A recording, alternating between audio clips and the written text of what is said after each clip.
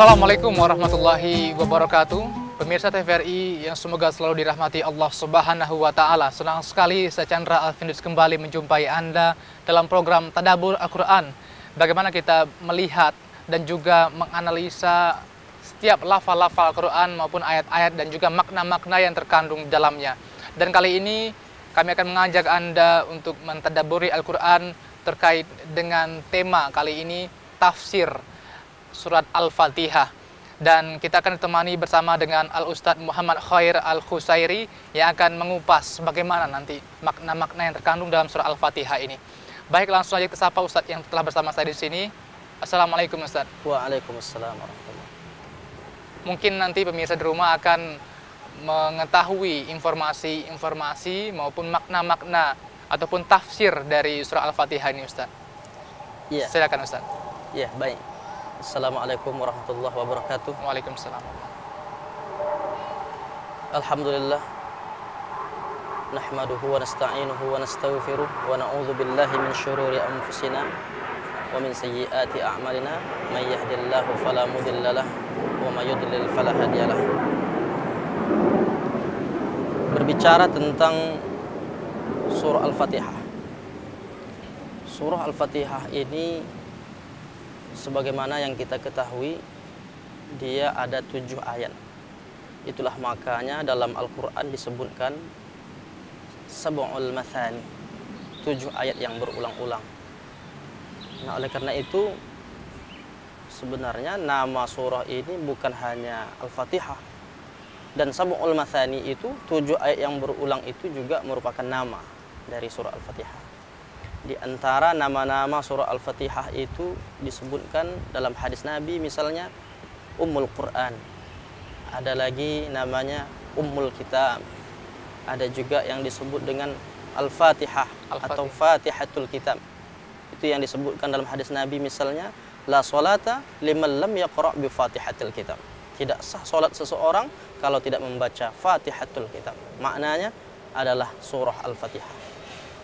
Kalau kita kaji lebih dalam, tidak kurang dari 25 nama. Surah Al-Fatihah ini memiliki 25 nama. Dan di antara nama-nama yang lain selain Ummul Kitab, Ummul Quran, Al-Fatihah, Sab'ul Mathani, ada pula namanya Al-Kafiyah yang mencukupkan, Al-Wafiyah yang melengkapkan, dan ada juga Ar-Ruqyah. Jadi nama lain dari surah Al-Fatihah ini sebenarnya amat banyak. Kalau kita melihat dari kapan turunnya, apakah Al-Fatihah ini, surah Al-Fatihah ini turun di Makkah atau di Madinah? Iya. Para ulama mengkaji tentang kapan turun Al-Quran surah Al-Fatihah ini. Surah Al-Fatihah menurut sebagian ulama ia turun di Makkah. Tapi ada lagi yang mengatakan ternyata dia juga turun di Madinah. Sampai-sampai ada ulama yang menyebutkan 2 kali dia turun. Sekali di Makkah, sekali lagi di Madinah. Ini menunjukkan keutamaan surah Al-Fatihah. Sampai-sampai perlu 2 kali diturunkan. Nah, oleh karena itu, surah Al-Fatihah yang ingin kita kaji ini tentulah berawal dari ayat pertama. Ayat pertama yang kita lihat dalam surah Al-Fatihah, dalam Mushaf Utsmani adalah Bismillahirrahmanirrahim.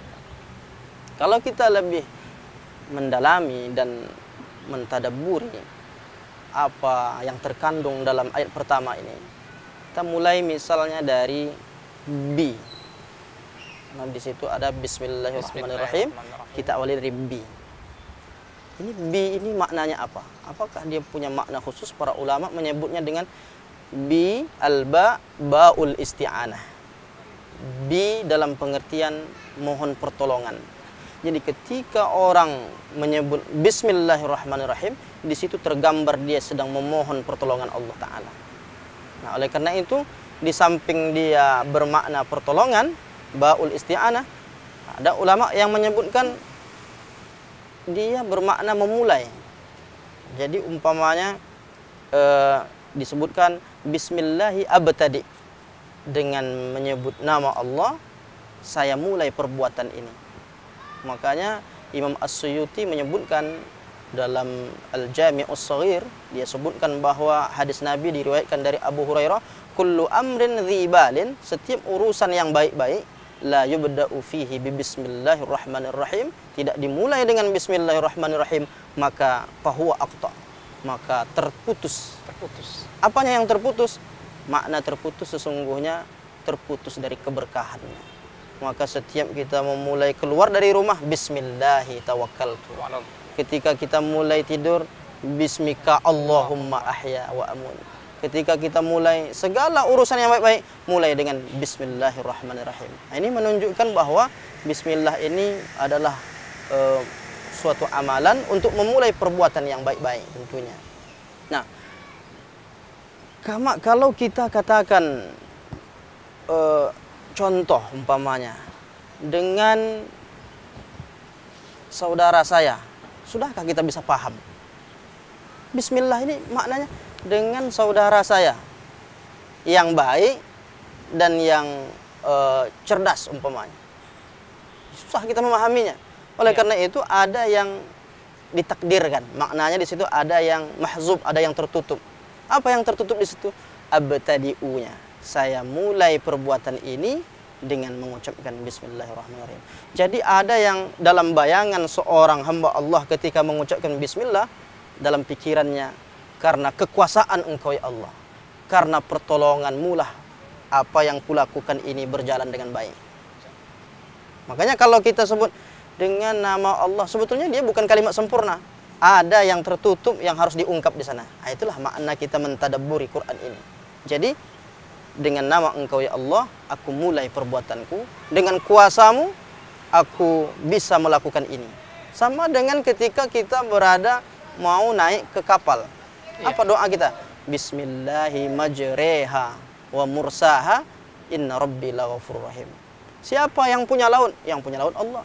Apakah Allah mampu membekukan laut? Mampu. Tak susah bagi Allah. Tapi kenapa kita disuruh? Disitulah maknanya, dengan kekuasaan Engkau ya Allah, maka berlayarlah kapal ini, berlayarlah perahu ini. Ini menunjukkan bahwa setiap bismillah itu sesungguhnya ada terkandung di dalamnya kekuasaan Allah yang hebat. Dan di situ juga kita memulai perbuatan kita dengan mengucapkan bismillahirrahmanirrahim.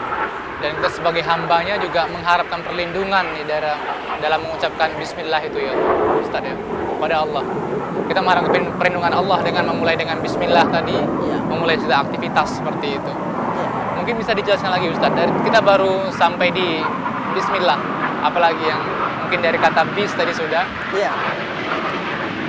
Memang bismillahirrahmanirrahim ini kalau kita mau mendalami lagi, bismillahirrahmanirrahim ini selain ada kudrah itu kekuasaan. Ada juga di situ isti'anah. Isti'anah itu memohon pertolongan. Dan satu lagi ibtidah. Ibtidah itu memulai. Nah, tiga itulah yang terkait dengan makna bi. Itu baru kita masuk ke kata bi. Nah, karena itu makna bi itu dalam sekali. Maka orang yang paham dengan bismillahirrahmanirrahim, maka dia merasa kecil. Karena semua yang dia lakukan itu adalah atas kehendak Allah, atas kuasa Allah, atas pertolongan Allah. Jadi apa yang dia bayangkan saat dia memulai perbuatannya? Umpamanya dia mau menulis bismillahirrahmanirrahim. Itulah juga yang dilakukan oleh Nabi Sulaiman. Disebutkan dalam Al-Quran, innahu min Sulaiman wa innahu bismillahirrahmanirrahim. Jadi perkara bismillahirrahmanirrahim dia bukan ajaran Nabi Muhammad. Bahkan sejak zaman Nabi Sulaiman pun bismillahirrahmanirrahim itu sudah ada. Mengirim surat kepada seorang Ratu Balqis di negeri Sabah, itu Nabi Sulaiman menuliskan bismillahirrahmanirrahim. Nah, oleh karena itu bismillahirrahmanirrahim ini adalah amalan para nabi. Maka ketika orang mengucapkan bismillahirrahmanirrahim, ada nilai-nilai keberkahan di dalamnya. Agar perbuatannya barokah, dia mulai dengan bismillahirrahmanirrahim. Luar biasa sekali Ustaz. Artinya juga ada di sana nilai kekuasaan Allah yang cukup besar dan mengkerdilkan kita sebagai hamba Allah. Betul. Yang berlindung pada Allah Subhanahu wa taala. Luar biasa sekali Ustaz. Ya. Mungkin bisa sambung lagi Ustaz mengenai surah Al-Fatihah ini Ustaz. Baik.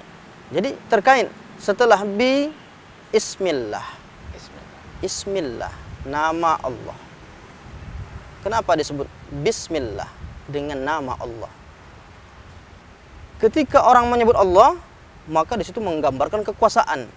Bahkan dalam sholat kita berapa kali kita menyebut Allah? Allahu Akbar, Sami Allah, Allahu Akbar. Berapa banyak kita menyebut Allah. Ketika orang menyebut Allahu Akbar, Allah Maha Besar, menggambarkan betapa kecilnya kita. Jadi ini terkait. Maka Bismillahirrahmanirrahim itu juga menunjukkan bahwa ada yang terbayang dalam pikiran kita betapa kecilnya kita. Karena semua yang kita lakukan itu tergantung kuasa Allah. Itu makanya Bismillah menunjukkan makna bahwa kita ini kecil di hadapan Allah. Para ulama mengkaji tentang makna Allah. Ada yang menyebutkan, ya Allah pasti disebut sebagai lafzul jalalah, lafaz kemuliaan. Bahkan yang menarik dalam tafsir-tafsir itu disebutkan, andaikan dibuang salah satu hurufnya, dia tetap kembali kepada Allah. Misalnya Allah, umpamanya kita buang huruf alif, maka apa dia jadinya? Lillah. Kita buang huruf lam, lahu, miliknya, kembali kepada Allah. Hu, kembali kepada dia. Maka kita buang pun huruf-hurufnya itu, dia tetap kembali kepada Allah. Ini ajaibnya. Bahkan itu masih mungkin dianggap sebagian orang hanya sepele, karena dia hanya bentuk tulisan. Tapi keajaiban pada kata Allah ini luar biasa sekali. Nah, oleh karena itu, Bismillah ini, kalau dilihat dari akar kata, ada ulama yang menyebutkan dia sebenarnya dari kata aliha. Aliha itu bisa bermakna menuju, kemudian bisa tenang. Karena orang kalau dia menuju kepada Allah, dia akan tenang jiwanya. Ala bi dzikrillah tatma'innul qulub. Dengan mengingat Allah, jiwa akan tenang, hati akan tenang. Nah, ini ada yang menyebut al-ilah. Al-ilah itu ya penyembahan, sembahan. Jadi Allah itu tempat menyembah, tempat meminta.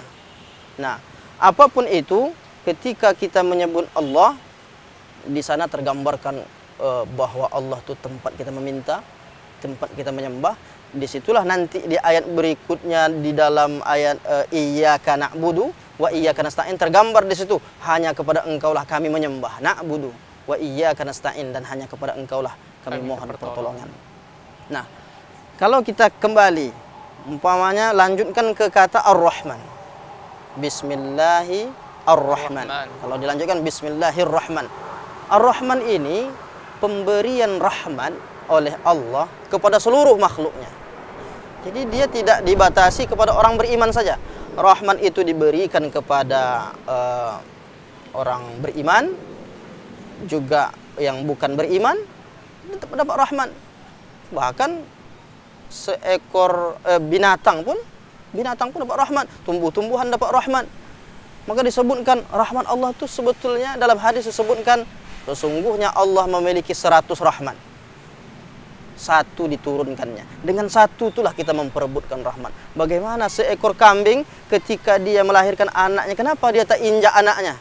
Dia angkat kakinya. Ini menunjukkan rahmat yang diberikan oleh Allah. Nah, dengan rahmat itulah kita bisa tolong menolong. Dengan rahmat yang satu itulah kita bubut. Lalu yang 99 lagi di mana? Ini ditangguhkan oleh Allah untuk hamba-hambanya yang beriman. Ketika orang-orang beriman nanti di akhirat, dia bertabur dengan rahmat Allah. Kalau satu rahmat saja yang diturunkan, kita bisa saling sayang menyayangi, saling memberi, saling tolong-menolong. Apalagi kalau agak turunlah 2-3 rahmat, bagaimana dapat kita bayangkan? Apalagi 99 ya Ustaz ya. Apalagi 99 itu menunjukkan rahmat yang luar biasa. Sebetulnya orang beramal itu, apakah dia inginkan surga atau apakah dia menginginkan yang lain? Makanya Nabi pernah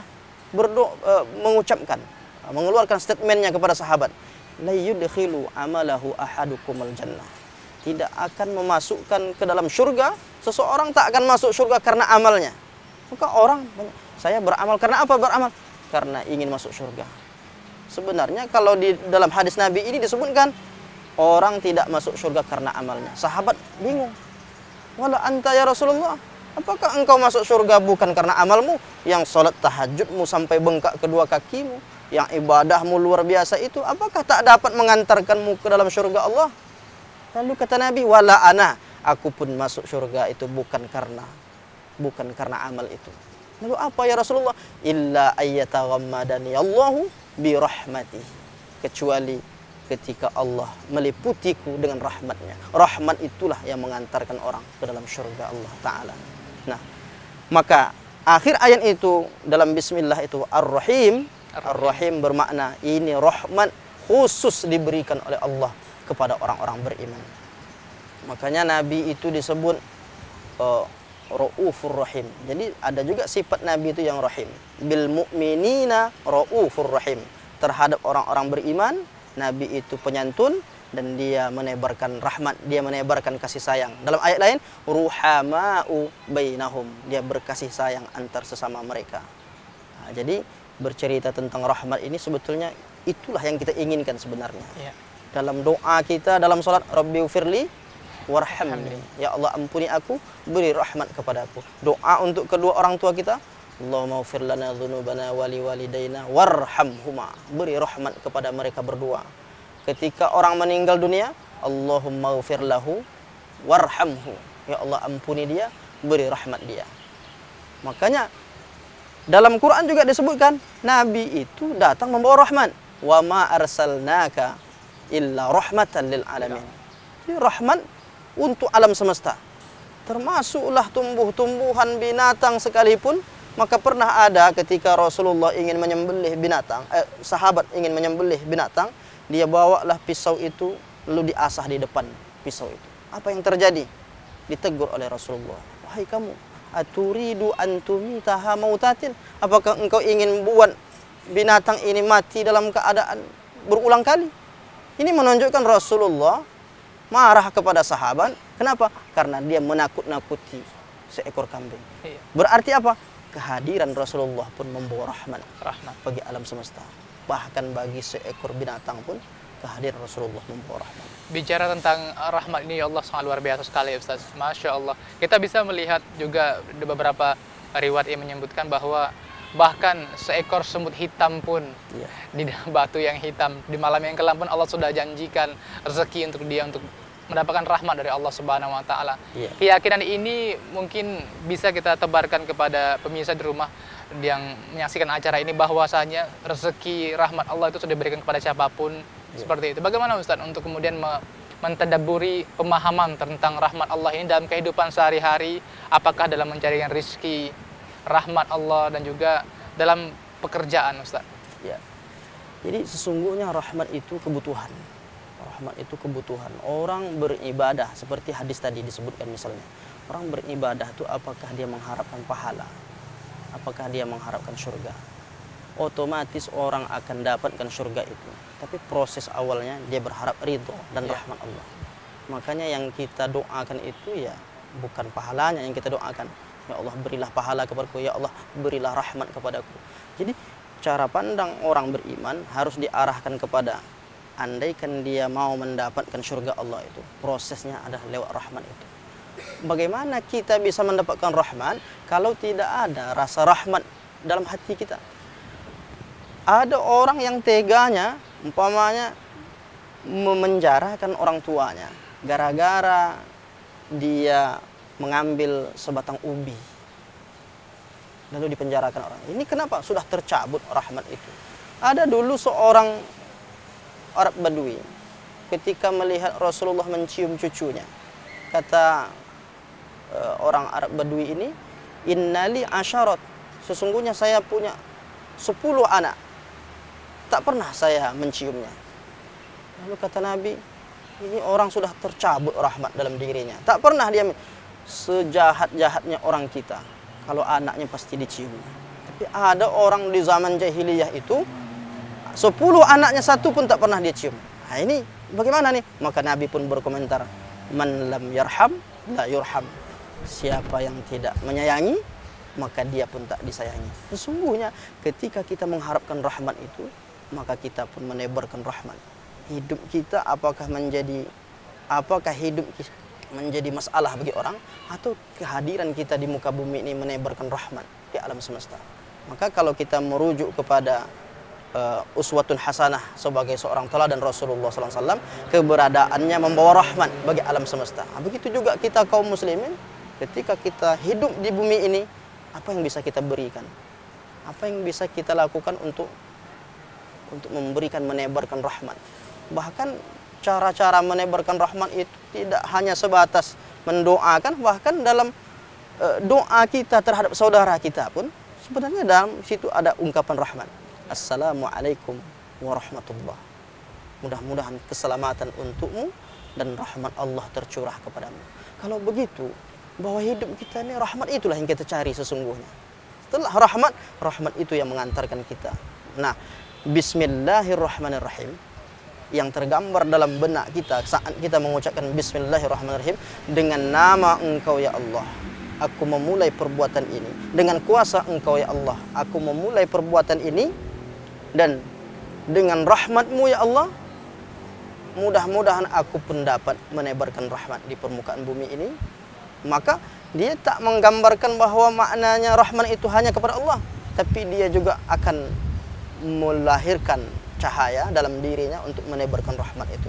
Jadi Bismillahirrahmanirrahim itu diinginkan dari ucapan yang biasa kita sebut tuh, kehadiran kita pun mesti menebarkan rahmat bagi alam semesta. Itu sesungguhnya yang diinginkan dari kata Bismillahirrahmanirrahim. Dan Ustadz berbicara tentang Bismillahirrahmanirrahim sebagai bagian dari tafsir surat Al-Fatihah kita dalam bahasan kali ini. Bagaimana Ustadz ketika kita memulai sebuah aktivitas, namun aktivitas itu sudah berlangsung, kita tidak memulai dengan Bismillah. Bolehkah kita membacanya di tengah-tengah, atau Bismillahnya pada akhir sebuah aktivitas, atau seperti apa Ustadz? Cara untuk kemudian ketika kita lupa untuk memulai dengan Bismillah itu Ustadz? Iya, dalam sebuah hadis disebutkan, andaikan kita makan, lalu kita terlupa mengucapkan Bismillah. Kadang-kadang kita makan pun tak ingat lagi ucap Bismillah. Karena enak segala macamnya. Apa yang terjadi di sela-sela sedang makan itu, kita baru teringat, oh saya belum mengucapkan Bismillah. Maka ada hadisnya, kata Nabi, mengucapkan Bismillahi awwaluhu wa akhiruhu. Dengan nama Engkau ya Allah, Engkaulah yang awal dan Engkaulah yang akhir. Ini bahagian dari sunnah Rasulullah SAW. Jadi ada semacam aturannya ketika terlupa, ada bacaan khusus. Baik, mungkin Ustadz bagian ini sebagai bagian yang terakhir Ustadz, berbicara tentang Al-Fatihah yang kita gunakan ataupun kita lafazkan dalam sholat. Baik. Bismillah ini kadang ada yang disebutkan dalam sir, ada yang dizaharkan dengan jelas. Ini bagaimana Ustadz, mungkin bisa bagi pengetahuan masyarakat di rumah? Baik, ini penting untuk kita cermati. Sebahagian orang ketika dalam sholatnya, seorang imam membaca Bismillahirrahmanirrahim. Makanya ini beranjak dari apakah Bismillahirrahmanirrahim itu masuk dalam surah Al-Fatihah atau tidak. Dari situ asal muasalnya. Jadi ketika Imam Malik memahami Bismillah itu tak masuk dalam surah Al-Fatihah. Sehingga dalam mazhab Maliki ketika dia sholat Allahu Akbar, dia langsung mengucapkan Alhamdulillahi Rabbil Alamin. Dia tak akan ucapkan Bismillah. Kenapa? Dianggapnya Bismillah itu tidak masuk bahagian dari surah Al-Fatihah. Tapi dalam mazhab Syafi'i, Bismillah itu bahagian dari surah Al-Fatihah. Makanya perbedaan ikhtilaf itu juga berdasarkan hadis-hadis sahih. Oleh karena itu, andaikan ada orang mengucapkan Bismillah, boleh. Ada yang tak baca Bismillah pun boleh. Bahkan ada yang tengah-tengah, dia baca Bismillah tetapi tidak dijaharkan, disirkan. Imam Abu Hanifah menyebutkan bahwa dia tetap dibaca karena dia bahagian dari surah Al-Fatihah, akan tetapi dia hanya disirkan saja. Jadi ada sampai pada kesimpulan perbedaan ini mestinya tidak membuat kita salah menyalahkan. Kenapa? Ta'addud al-ibadat. Ada bermacam-macam cara ibadah. Pada kesimpulan ulama, kadang-kadang Rasulullah membaca Bismillah, kadang-kadang tidak. Kadang-kadang dia membaca Bismillah itu dengan suara yang sir, sehingga tidak menjadi masalah. Nah, itulah makanya perlu disampaikan, jangan sampai gara-gara yang satu masjid ini Bismillahnya sir, lalu kita sudah terbiasa jahar, tak mau sholat di masjid itu. Nah, oleh karena itu ini bahagian dari yang dibolehkan dalam fikih. Bicara fikih tentang ulama-ulama mazhab biasa terjadi perbedaan itu, asalkan dasar-dasarnya bisa kita.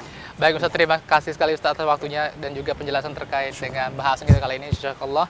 Dan pemirsa, demikianlah bahasan kita kali ini dalam Tadabbur Al-Quran di TVRI Riau Kepri, membahas bagaimana tafsir dari surat Al-Fatihah, dan mari kita amalkan bersama-sama mulai dengan bismillah, dan juga ilmu-ilmu ataupun informasi yang kita dapatkan di sini dapat kita aplikasikan di kehidupan kita sehari-hari. Dan akhirnya saya Chandra Alvin Dodias Morudiri, wabillahi taufiq wal hidayah, wassalamualaikum warahmatullahi wabarakatuh. Waalaikumsalam.